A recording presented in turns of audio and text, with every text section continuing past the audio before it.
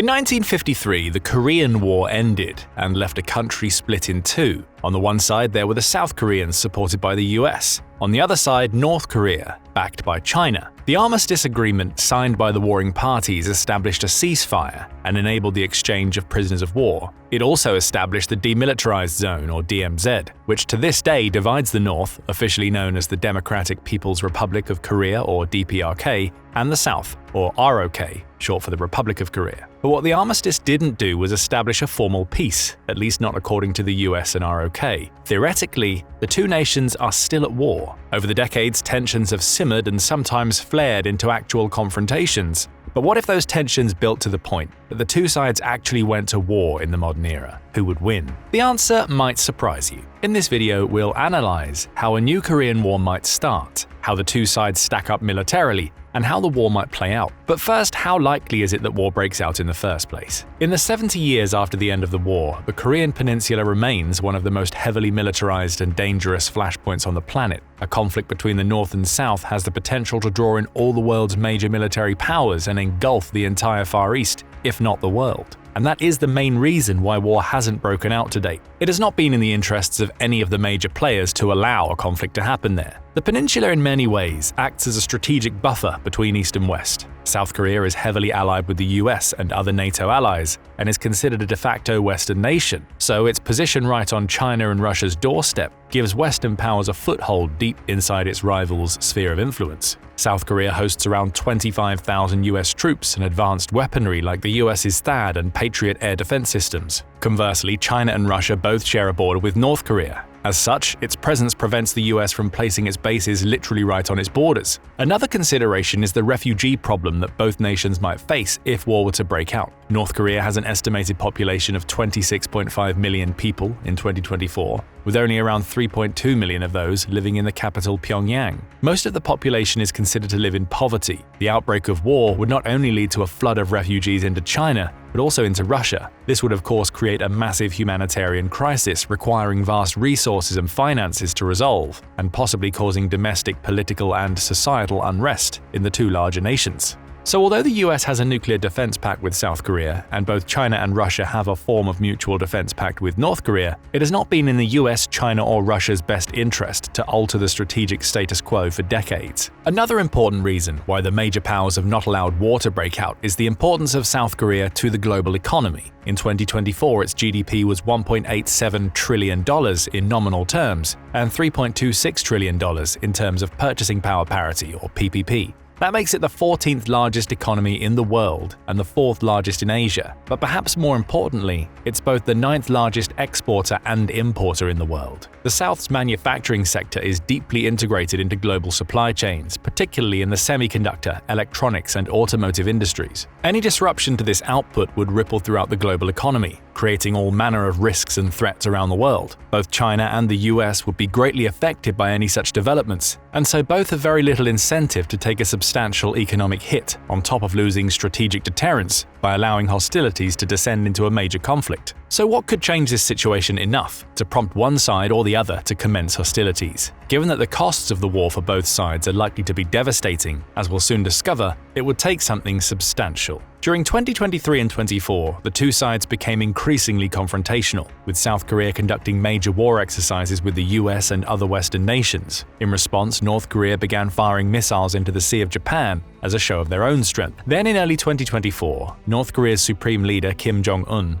even went as far as amending the country's constitution to reject peaceful reunification with the South as one of its aims. The two nations also engaged in a form of low-level air warfare, with the South enraging the North by sending drones filled with anti-Kim propaganda pamphlets and flash drives, and the North responded by filling balloons filled with garbage and even human excrement. But these actions aren't likely to be enough to spark an all-out war. That's because of Kim's subtle and not-so-subtle threats to press the big red button and launch nuclear missiles at the South. For North Korea, the deterrence posed by its small but potentially devastating nuclear arsenal is the primary guarantor of its survival, and for South Korea, the existence of this arsenal is its biggest immediate threat. So if Kim came to believe that South Korea was about to launch a preemptive strike to take out his nuclear facilities and weapons, that might well be enough for him to declare war and attack. On the other hand, if South Korea felt sure that North Korea was preparing for either a nuclear or large-scale conventional attack, the kind of preemptive strike Kim fears would definitely be on the table. But how might a clash between the two nations play out? There are several factors to consider here.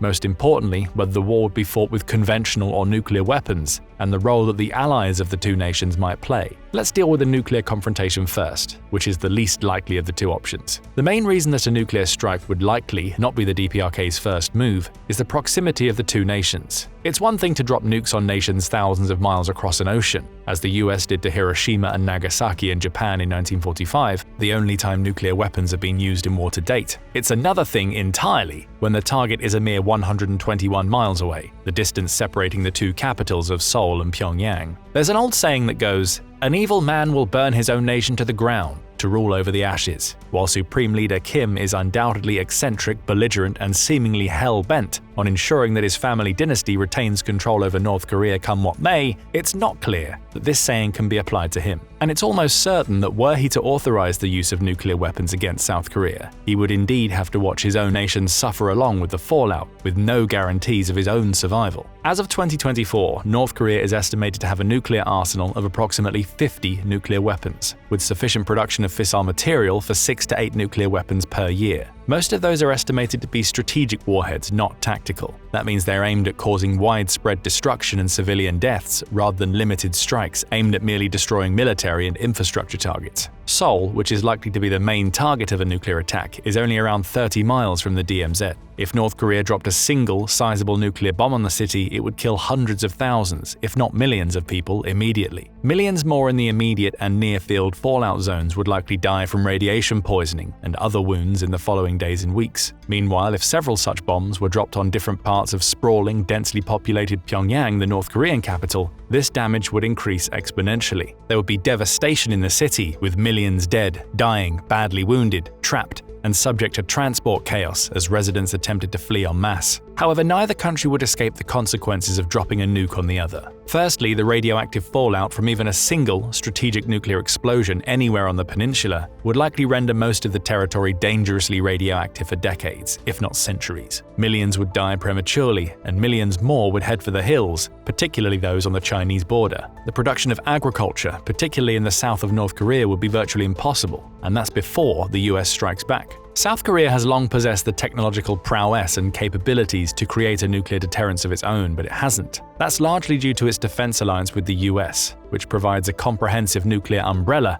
including guarantees to strike back with a devastating nuclear attack should the country ever be attacked with nuclear weapons. To back up the threat, the US maintains a fleet of nuclear-armed and ready bombers, submarines, and ground-based ballistic missiles in the region. That means that within hours, if not minutes, of North Korea launching an attack on Seoul, most of Pyongyang and its military installations, including its nuclear facilities, would likely become a radioactive wasteland. The reaction to such an event would be unpredictable, to say the least. Would China and/or Russia act on their mutual defense pacts with North Korea and launch retaliatory strikes? Would they have an appetite for an expanded conflict that perhaps draws in Japan, Australia, Iran, NATO, and beyond? Or might an outcome of a radioactive, depopulated North Korea serve as an even more effective strategic deterrence than the pariah status they hold now? It's hard to predict. Of course, there's no guarantee that a North Korea-South Korea clash would immediately go nuclear, or involve nuclear weapons at all, although on paper at least, that might be Kim's best chance at success, if mutually assured destruction can be considered a success. In terms of conventional forces, there's a great mismatch between the two sides, leaning in South Korea's favor. While the North may have the advantage in terms of quantity, the South has an overwhelming advantage in terms of quality. South Korea's technological and manufacturing superiority hasn't just been confined to superconductors, vehicles, Samsung, and chips. Its military products are among the most high-tech and in demand in the world. In contrast, North Korea's arsenal is mostly comprised of aged Soviet-era equipment, and it's unclear how much of it even works anymore, let alone how effectively. In terms of sheer manpower, North Korea has a larger military force, with around 1.32 million active personnel, compared to South Korea's 600,000. However, South Korea has a larger reserve force, with around 3.1 million personnel, compared to North Korea's 560,000. Compulsory military service is also between 7 and 10 years in the North, while it's only on average 21 months in the South. However, given the huge disparities in budget, technology, and facilities, the South troops are universally considered to be much better trained, equipped, and armed. and while the South Korean troops have seen a limited amount of action as part of UN peacekeeping missions, neither side has had any real combat experience for 70 years,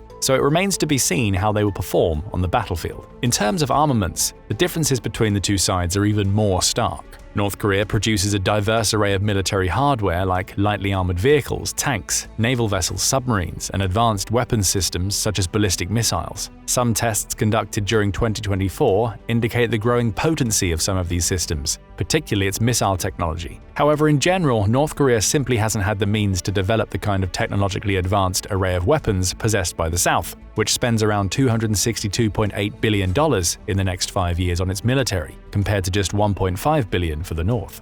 In the air, the South enjoys overwhelming superiority. The DPRK has around 951 military aircraft in total, compared to around 1,576. But the difference is qualitative, not quantitative. The North's fleet comprises mostly Soviet-era Russian and Chinese planes, like the Russian MiG-21, MiG-29, MiG-23, Su-7, and Su-25, plus around 100 Chinese-made Shenyang J-5 and J-6s. In comparison, the South boasts 16 cutting-edge US-made F-35As, 167 F-16s, Northrop F-5s, and a range of advanced attack helicopters like the AH-1 Cobra and AH-64 Apache. The likes of the F-35A and F-16, of course, pack much more advanced weaponry, including precision-guided air-to-air and air-to-surface missiles. So in a pure air battle, the result is likely to be carnage for the North. At sea, North Korea has a large advantage in terms of total numbers, with 505 vessels compared to just 200 for South Korea. But again, it's quality and not quantity that counts here, and the South has a distinct advantage despite the numerical mismatch. For starters, the South has 2 aircraft carriers, although in fairness these Dokdo-class giants are built more for helicopters than attack aircraft. North Korea has nothing of the sort.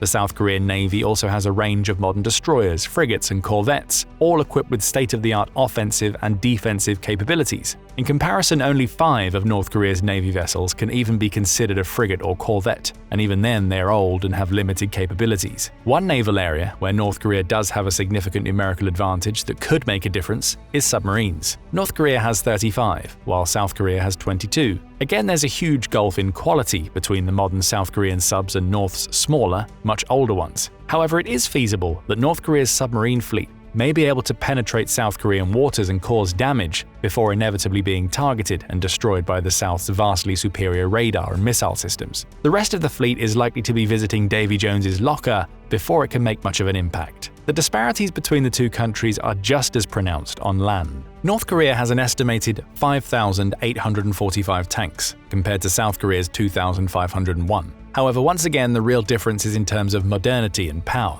The bulk of North Korea's tanks are Soviet-era T-55 and T-62Ms, alongside PT-76s, and locally produced Pokpong-hos. South Korea, on the other hand, produces one of the best tanks in the world, the K2 Black Panther, and its predecessors, the also impressive K1 and upgraded K1A1. The differences between the firing power and the armor of these two tank fleets are so pronounced that it's not clear whether North Korean tanks even possess the firepower to damage K1s or K2s at all, or whether their armor will offer any protection against modern shells. Where the North does have a numerical advantage that could make a significant difference in a conflict with the South, despite being a generation or two behind in terms of capabilities, is artillery. In total, North Korea has around 12,000 pieces compared to around 8,633 for South Korea. In addition, the North is believed to have manufactured and stockpiled many millions of shells. Indeed, it's been reported that they have sent to Russia over 5 million 155mm shells for use during its war in Ukraine. That's nearly double the entirety of what NATO is estimated to be able to produce in a year. Thousands of artillery pieces designed to fire these shells have been positioned into the rocky landscape bordering the DMZ and are not the easiest targets to take out as a result. But the crucial point is that Seoul is within range of their shells, a fact that is likely to play a significant role if and when a war breaks out. So with the stage set, let's look at how a battle between North and South might actually unfold. South Korea, for its part, has 2 military plans in place, one to instigate an attack on North Korea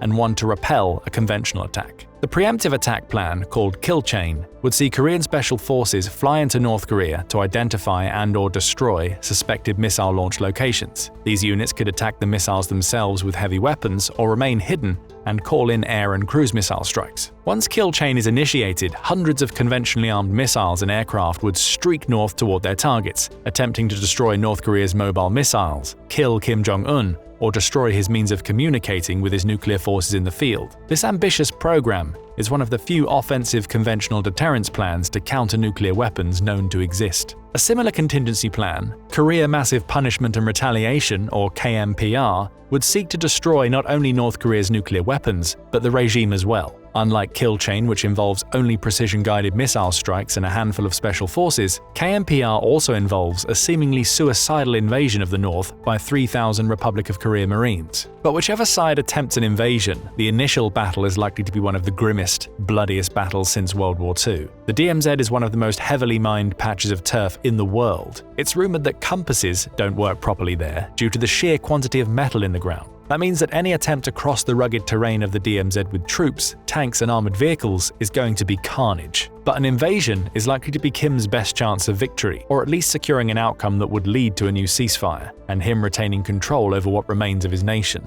Due to the mismatch of power, there are no wargame scenarios that result in a decisive victory for the North using conventional weapons. North Korea's best strategy is likely pummeling Seoul with extended, intensive artillery fire while attempting to invade with a large ground force. The intention would be to cross the 30 miles to Seoul and occupy some of the city. Even if, as is estimated, a large number of North Korea's aging artillery systems are inoperable, most shells miss their targets or in fact don't explode at all. The damage to Seoul is likely to be horrific. Although most buildings in Seoul have been constructed to be artillery resistant, it's a densely populated city jam-packed with high-rise buildings. Even if North Korea chooses not to use its large stockpiles of chemical and biological weapons during the attack, tens of thousands, if not hundreds of thousands, of dead and wounded would result, with chaos on the ground as panicking residents try to flee. Assuming North Korean land forces manage to breach the DMZ and enter South Korean territory, the march to Seoul is likely to be hell on earth. South Korea will bombard North Korean troops with rocket, missile, and artillery fire from the ground, sea, and air. Huge numbers of soldiers will be killed, and any attempt to turn back will likely lead to even bigger destruction. Behind the scenes, it's likely that a large contingent of North Korea's special forces would be dispatched to cause as much damage as possible via sabotage and similar covert infiltrations. No doubt a full-scale cyber war would also be launched in an attempt to take down or cripple as much of South Korea's digital command and control infrastructure as possible. If the invasion of Seoul fails and the invading army is completely routed before reaching the city in any meaningful way, the choices for Kim would be to accept a resounding defeat or go nuclear. That's providing any of his nuclear facilities are still standing. But if North Korea manages to invade and occupy some of the city, what would probably follow is months of urban warfare within the city limits, with South Korean and possibly US forces trying to root the North Koreans out. Depending on which parts of the city they occupy, rooting out North Korea might not be so simple. South Korea might well be reluctant to use heavy weapons like cruise missiles on its own infrastructure and buildings, especially if large numbers of citizens are trapped in the battle zone. As the war drags on, the toll on the population and South Korean economy will only intensify, and if the North Korean troops can dig in for long enough, they might be able to secure a ceasefire or end the war on terms acceptable to Kim. Of course, while the battle for Seoul is taking place, much of the north is likely to be decimated by South Korean missiles. The refugee crisis on China's border would escalate by the day, so even if North Korea attacked first, both China and Russia would likely be reluctant to enter the conflict directly, but would increasingly be forced to act. In the end, a new non-nuclear Korean war is likely to be brought to an end by China stepping in to decisively end the conflict, with the other parties refraining from interfering. China has the most to lose from an extended war on its border, and the most to gain from stopping it. Depending on the situation at that point, the deal might involve security guarantees for Kim, reconstruction of both countries, and a return to a similar kind of tense status quo to that which exists today. So who wins? In the end, most likely no one. Although the North is more at risk of being wiped off the map completely and highly likely to come off worse in terms of losses of manpower, equipment, and economic potential, the South would be devastated too. The destruction on both sides would likely be incalculable and take years, if not decades, for both to recover. That's not to mention the potential destruction to other nations. If cool heads don't prevail, the US, China, Russia, Japan, and other directly affected nations could easily be drawn in and the situation could snowball. This could create another Ukraine in the Far East, fraught with terrifying danger and unpredictable consequences that reverberate around the world. But what do you think? Does either side have enough of an edge to win outright? How do you think a new Korean war might play out? Let us know your thoughts in the comments, and thank you for watching. Now go and check out North Koreans Have Had Enough. They Want to Go Home, or click this other video instead.